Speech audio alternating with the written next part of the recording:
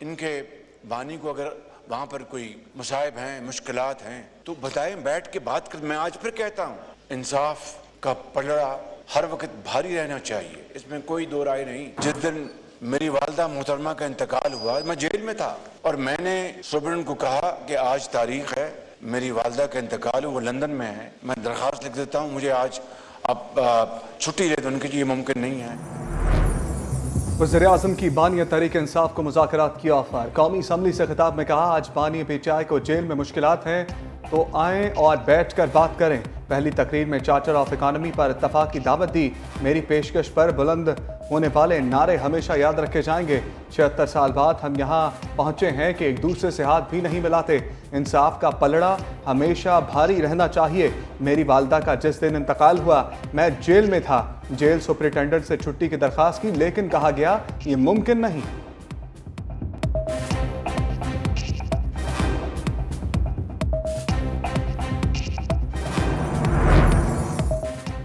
Opposition leader Umar Ayub का वजीर आजम की पेशकश पर फौरी जवाब।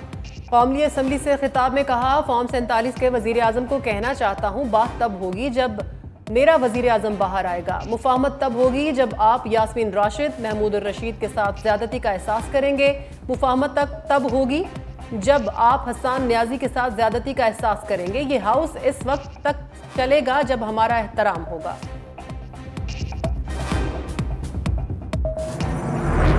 जो है जी अकल से आ रही है, इनको अंदाजा ही नहीं। गरीब ने वही तबाही करनी है जो कीनिया में हुई है। गरीब भूख से मर रहा है, किराए से मर रहा है, फीस से मर रहा है, आटा दाल चीनी से मर रहा है और आप अय्याशियां कर रहे हैं। 30 अगस्त से पहले कौम जो है वो आपसे हिसाब मांगेगी।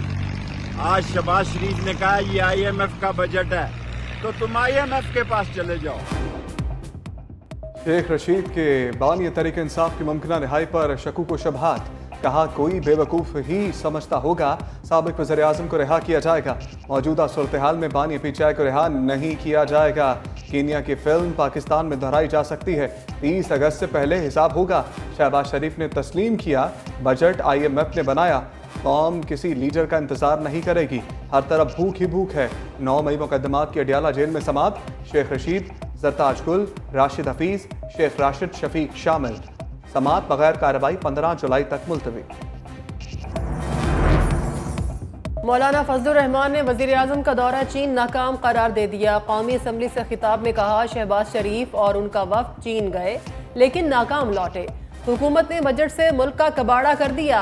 अवाम को जिन पर एतमाद ही नहीं, उन्हें टैक्स क्यों दें। मजीद बोले, अज़्म इस्तेहकाम के नाम पर पता नहीं क्या चीज़ शुरू कर दी गई। इससे इस्तेहकाम नहीं आएगा, अदम इस्तेहकाम आएगा। हम 2010 से ऑपरेशन के नाम पर मार खा रहे हैं।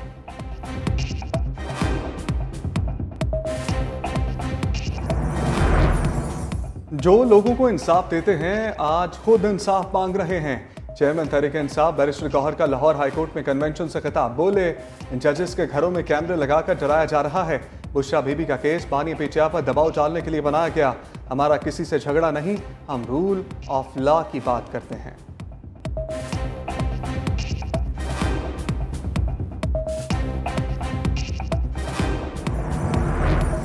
वजीर आजम की ऐवान में मेन मुलाकातें। मौलाना फजलुर रहमान से मिले शहबाज शरीफ ने सरबराह JUI को गले लगा लिया। वजीर आजम की ऑपोजिशन लीडर उमर अयूब से भी मुलाकात। MQM वक्त की शहबाज शरीफ से बैठक। मुत्तहदा कार रिटेलर्स पर सेल्स टैक्स 18% से कम करने का मुतालिबा। कराची पैकेज और K4 मंसूबे के लिए फंड्स बढ़ाने पर भी गौर। वजीर आजम ने दोनों मंसूबों के लिए फंड्स बढ़ाने की मंजूरी दे दी।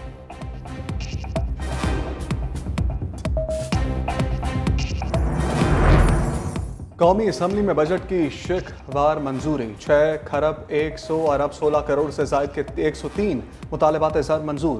वजारत दिफा के 2 खरब 149 अरब 82 करोड़ रुपए से जायद के 4 मुतालबात ज़र की मंजूरी। इंटेलिजेंस ब्यूरो के लिए 18 अरब 32 करोड़ रुपए से जायद मुख्तस। वफाकी तालीम के 198 अरब 55 करोड़ 25 लाख रुपए मंजूर। कौमी असम्बली का 5 अरब 44 करोड़ से जायद का एक मुतालबा मंजूर। सेनेट का 2 अरब 6 करोड़ 39 लाख रुपए से जायद का एक मुतालबा मंजूर कर लिया गया। 8 फरवरी को तारीख के बदतरीन इलेक्शन हुए। हमारे उम्मीदवारों को गिरफ्तार किया गया, हब्से बेजा में रखा गया। तर्जुमान पीटीआई रऊफ हसन की मीडिया से गुफ्तगू, कहा गैर मुल्की इदारे भी कह रहे हैं इलेक्शन शफाफ नहीं हुए।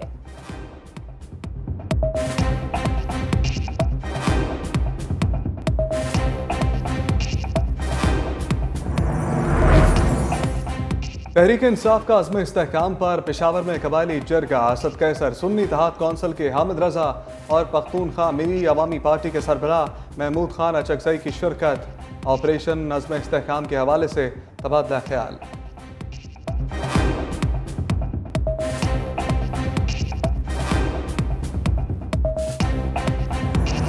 आईनी इदारे के अंदर सुप्रीम कोर्ट के अंदर आए हैं, आपने उसके वकार को, उसकी इज्जत के साथ ऑनेस्ट जज हुए। देखिए, मैंने तो आपके वहाँ पहले भी कहा है कि ऑनरेबल का लफ्ज मैं उसके आगे लगाऊंगा जिसको मैं समझूंगा ऑनरेबल। तो इनके लिए तो मैं इनकी अपॉइंटमेंट से पहले बात करता था। अब ईमानदार आदमी के आगे आगे पेश हुए, उनका जज जो है, बेंच जो है वो भी ऑनरेबल है हमारे लिए। तो मैं तो बड़ा क्लियर हूँ, सेटिस्फाइड। मैं अदलिया का वकार को, अदलिया की इज्जत को 140वें नंबर से 1 नंबर पे देखना चाहता हूँ। ये मेरी ख्वाहिश है और यही मुल्क की बेहतरी का रास्ता है कि अदल इंसाफ का निज़ाम ठीक हो जाएगा। फैसल वादा अपनी बात पर कायम न रहे। तौहीन अदालत केस में सुप्रीम कोर्ट से गैर मशरूत माफी मांग ली। शोकॉज का नया जवाब भी जमा करवा दिया। कहा प्रेस कॉन्फ्रेंस का मकसद अदलिया की तौहीन नहीं था, अदलिया का वकार मजरूह हुआ तो गैर मशरूत माफी मांगता हूँ, खुद को सुप्रीम कोर्ट के रहमो करम पर छोड़ता हूँ। फैसल वादा ने जवाब में कुरान व हदीस के हवाले भी दिए। तौहीन अदालत का शोकॉज नोटिस वापस लेने की इस्तदा।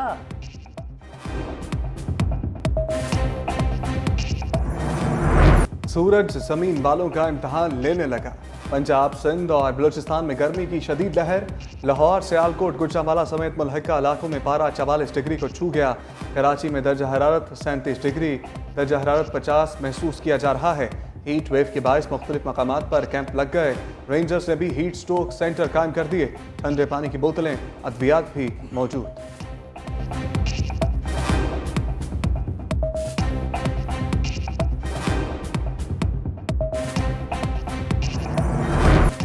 गर्मी का गुस्सा ठंडा करने बादल आ गए। कराची के मुख्तलिफ इलाकों में बूंदाबांदी।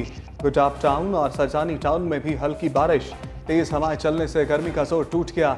मरी में गरज चमक के साथ बारिश। मलिका कौसार का मौसम खुशगवार।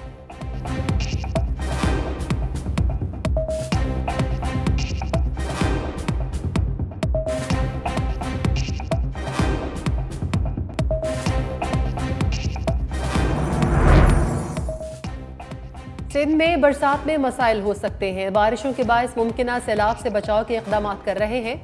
जून और जुलाई में दरियाए सिंध में पानी का बहाव तेज होता है। वज़ीर आला सिंध मुराद अली शाह का सिंध असम्बली में इजहार ख्याल, बोले रोहड़ी कैनाल और दीगर में पानी की सप्लाई शुरू कर दी गई है। 72 घंटे में बैराज के गेट का काम भी मुकम्मल कर लिया। मैं अपने काम से काम रखता हूँ, दिखावा नहीं करता।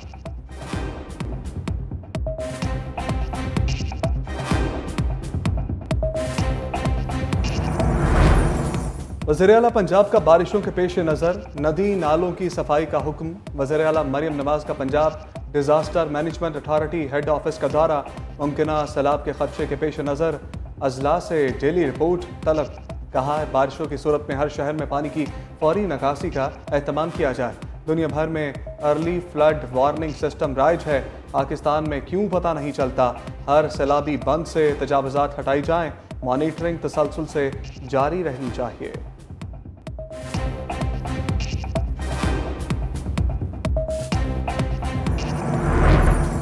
हुकूमती अरकान कहते हैं ऑपोजिशन का काम बस तनकीद करना है।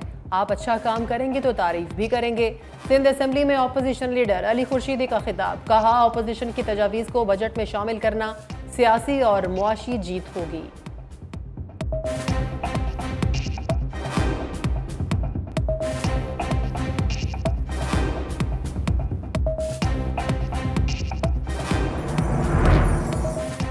इस्लामाबाद हाईकोर्ट का जरताज गुल का नाम ECL से निकालने का हुक्म। 1 हफ्ते में रिपोर्ट जमा कराने की हिदायत। जस्टिस तारिक महमूद जहांगीरी ने रिमार्क्स दिए, दहशतगर्दों का नाम तो आप डालते नहीं, सियासी रहनुमा रैली निकालता है तो आप नाम ECL में डाल देते हैं। IG को बुलाऊंगा और पूछूंगा, मेरे पास तो किसी गैंग या दहशतगर्दों का केस नहीं आया। जो नाम ECL में शामिल करने की सिफारिश करते हैं वो भी डरते हैं।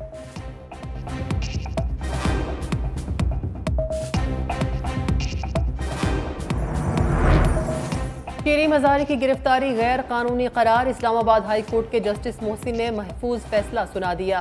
अदालत का सेक्रेटरी एस्टेब्लिशमेंट डिवीजन महकमा दाखिला पंजाब को तहकीकात का हुक्म। अदालत ने कमीशन की रिपोर्ट को कलअदम करार दे दिया। एंटी करप्शन पंजाब ने 21 मई 2022 को शीरी मज़ारी को गिरफ्तार किया था।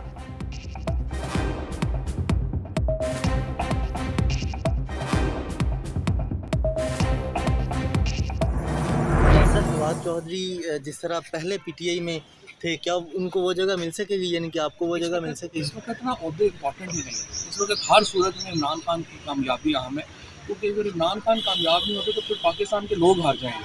पीटीआई से हम गए ही नहीं, जमाने का चस्का। पीटीआई से गया नहीं, वापस आने का सवाल कैसा?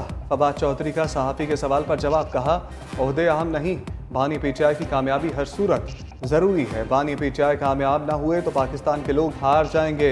85% अमरीकी ऐवान नुमाइंदगान ने पाकिस्तान के इलेक्शन के नताइज को मुस्तरद किया।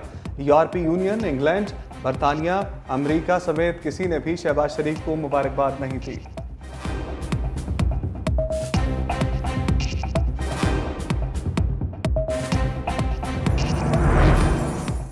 प्लास्टिक बैग का इस्तेमाल जहर कातिल बन गया। वज़ीर आला मरियम नवाज के अहकामात को हवा में उड़ा दिया गया। पाबंदी के बावजूद प्लास्टिक बैग की फरोख्त धड़ल्ले से जारी। इंतजामिया ने आंखें बंद कर ली। क्रैकडाउन के दावे धरे के धरे रह गए।